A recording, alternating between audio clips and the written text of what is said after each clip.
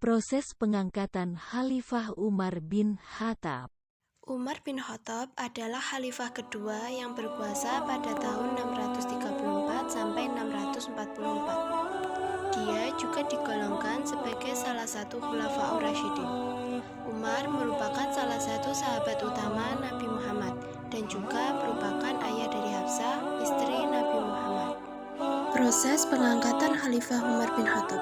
Pengangkatan Umar bin Khattab menjadi khalifah kedua terjadi di bulan Jumadil Akhir. Khalifah Umar bin Khattab ditunjuk langsung oleh khalifah pertama, yaitu Abu Bakar sebelum ia wafat. Proses pengangkatan Umar bin Khattab sebagai khalifah disebut dengan Thariqul Ahad. Thariqul Ahad yaitu seorang pemimpin yang memilih sendiri penggantinya setelah mendengar pendapat yang lainnya. Barulah kemudian ia dibaiat secara umum. Pada tahun 634 Masehi, ketika pasukan Muslim sedang bergerak menaklukkan Syam, Abu Bakar jatuh sakit. Ketika itulah Abu Bakar berpikir untuk menunjuk satu orang penggantinya. Pilihannya jatuh kepada Umar bin Khattab. Sebelum menentukan orang yang akan menjadi penggantinya, Abu Bakar meminta penilaian dari para sahabat besar mengenai Umar. Ia bertanya kepada Abdurrahman bin Auf, Utsman bin Affan, dan Asid bin Udair al-Ansyari, dan Sa'id bin Zaid, dan para sahabat lain kalangan Muhajirin dan Ansor. Setelah semua sepakat mengenai Umar, Khalifah Abu Bakar lantas memanggil Utsman.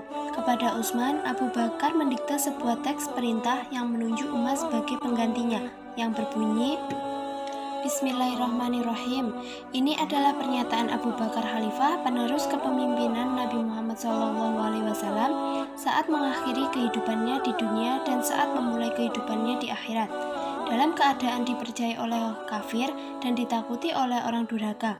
Sesungguhnya aku mengangkat Umar bin Khattab sebagai pemimpin kalian, bahwasannya ia adalah orang baik dan adil.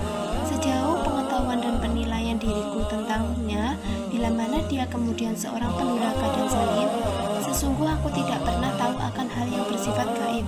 Sungguh aku bermaksud baik dan segala sesuatu tergantung pada apa yang dilakukan, dan orang yang zalim telah akan mengetahui tempat mereka kembali.